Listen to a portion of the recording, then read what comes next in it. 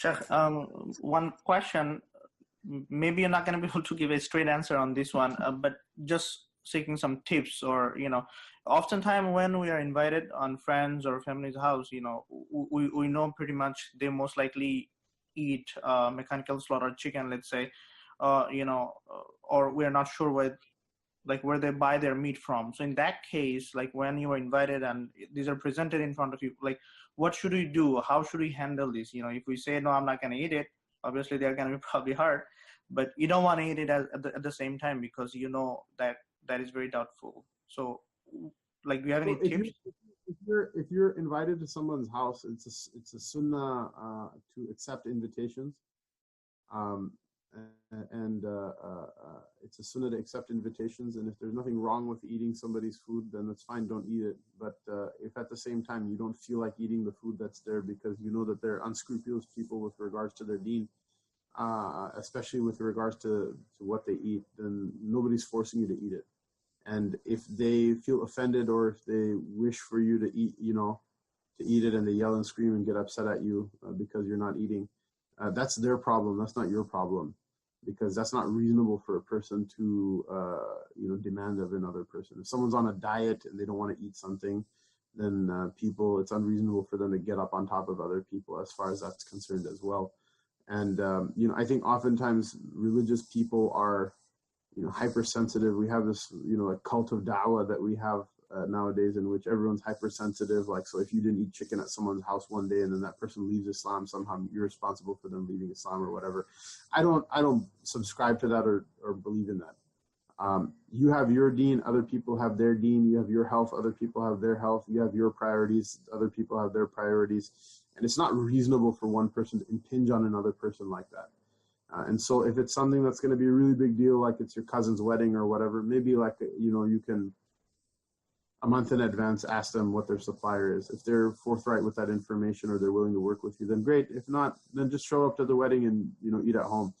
And if they don't like that, then that's unreasonable. And the deen doesn't require you to accommodate the unreasonability of people, nor is it possible even if you wanted to, because people are going to keep wanting you to do things and get upset with you until your wallet is empty and your brain is like shot. So, and people say this like, oh, well, Shaykh, there's a hadith of say Bismillah and it's halal. That's the context of that hadith is when everybody's a Sahabi, radiyallahu anhum ajma'in.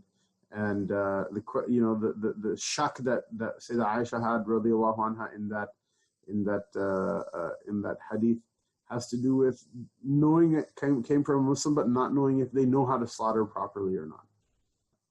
It's not nowadays where we know literally a majority of a certain type of product being put out there is problematic.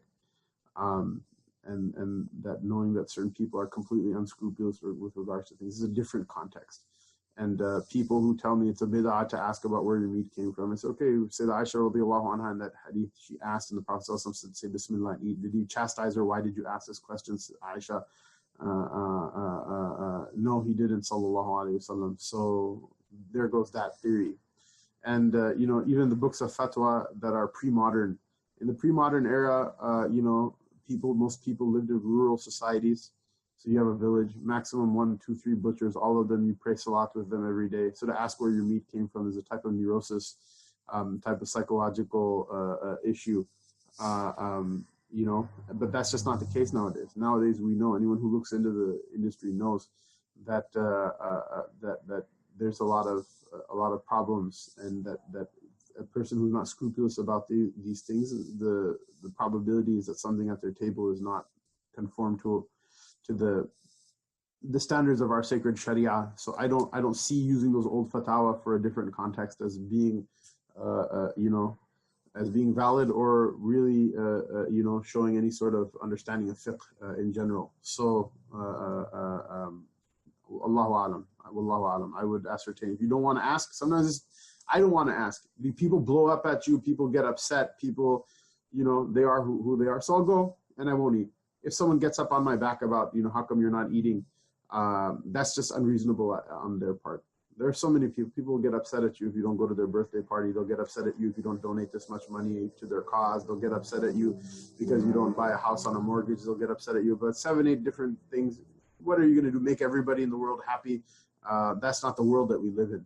So I just think people should cut themselves a little bit of a break and not, not be so obsessed with making everybody happy, and be a little bit more obsessed with making Allah Ta'ala happy, and not taking the burden of other people's laxity, and in some cases heedlessness and recklessness with regards to their deen and their dunya on themselves. Da'wah doesn't mean that you have to make everybody happy. Da'wah means that you have to live those things that you claim are your values in your own life, and then afterward people should see that you're successful doing so. And then it's their choice whether they want to accept it or not.